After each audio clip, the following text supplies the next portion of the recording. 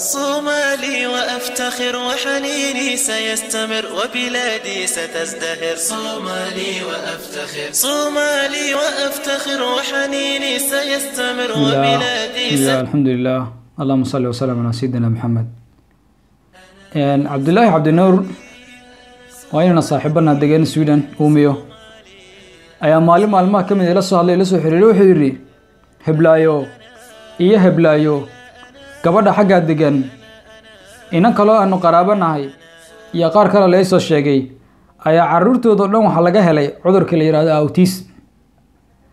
walwalka Cabdullaahi uu qabo keligii maaha, sidoo kale waxa la wadaaga Soomaali fara badan oo degan Yurub, gaar ahaan Sweden iyo Ingiriiskaba, sidoo kale Mareykanka, Minneapolis iyo Minnesota. waa maxay cudurkan la yiraahdo autism? cudurkan autism waa cudur naafeeya waxyeeleeya maskaxda iyo garaadka iyo garashada qofka. sidoo kaleeto wuxuu waxyeeleeyaa koritaanka caruurta. sidoo kale wuxuu saameyn ku yeeshaa habka maskaxda ay u maamulayso informationka iyo warbixinta iyo macluumaadka ay helayso. cudurkan inta badan wuxuu ku dhacaa wiilasha ay ku dhacaa. cudurkanna waa lala dhashaa ama marka ay caruurta yar yihiin ilaa inta 3 sano ay gaarin ayuu ku bilaabmaa, markaan ayuu soo ifbaxaa. haddaba calaamadaha cudurkan lagu garto maxay yihiin? waxaa ka mid ah xadidaad isdhexgalka bulshada iyo communicationka. sidoo kale liidasho xagga maskaxda iyo maanka ah. sidoo kale dabeecado soo noqnoqda, hadalka oo caruurta ka soo daaha, caruurta oo ka duwanaada caruurta kale. haddaba su-aasha isweydiinta mudan waxay tahay, maxaa caruurta Soomaalida ku badiyay ee uga badan yihiin cudurkan caruuryaha kale?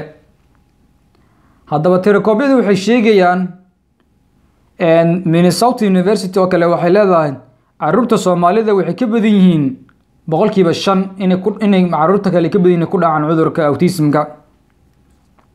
sidoo kale isla Minnesota University waxay leedahay qiyaasaysa 32 caruur ee Soomaali ah waxa autism ku dhaca mid kamid ah inta u dhaxaysa da'dooda 9 ilaa 7. sidoo kale Sweden, warbixinta Sweden waxay leedahay 4 jeer ayuu ka badan yahay ay caruurta Soomaalida qatar ugu jiraan cudurkan inuu ku dhaco.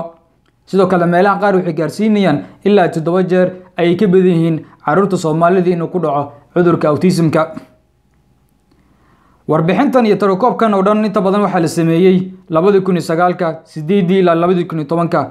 waxa laga yaabaa maanta aanu marin 2018 waxa dhici karta qatartiina ka badan tahay, problemku ka badan yahay, dhibaatadii ka xooggan tahay, walwalkii ka badan yahay, caruurtu ku dhaco caruurtii ka badan yihiin.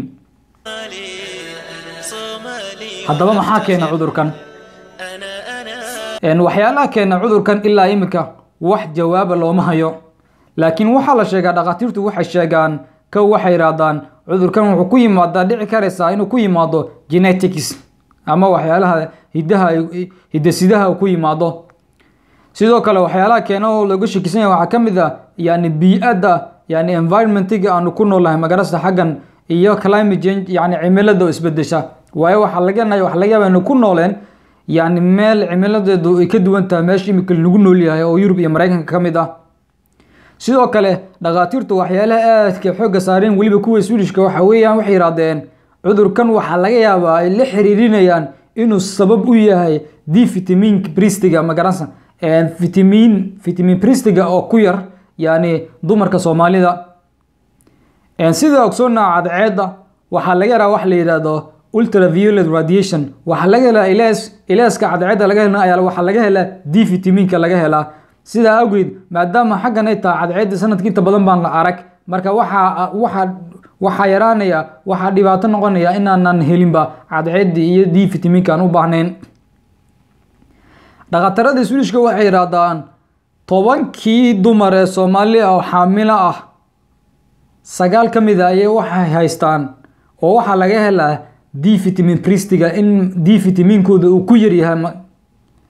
sidaa daraaddeed marka dhakhaatiirtu in badan waxay la xiriirinayaan cudurkan autismka waxa keena leeyihiin waxaa sabab u ah D fitamiinka oo ku yar haweenka Soomaalida. haddaba talooyinkan aan ku soo ururiyay yani dhakhaatiirtu ay soo jeedinayaan waxa kamid ah dhakhaatiirtu waxay soo jeedinayaan waxay leeyihiin qaado D fitamiinka kaniiniga laga helo cadceedda maadaama cadceedda meesha noolin gaar ahaan waxaa lagula talinayaa dumarka xaamilada ama marka xaamilo inay noqdaan u diyaar garoobaya.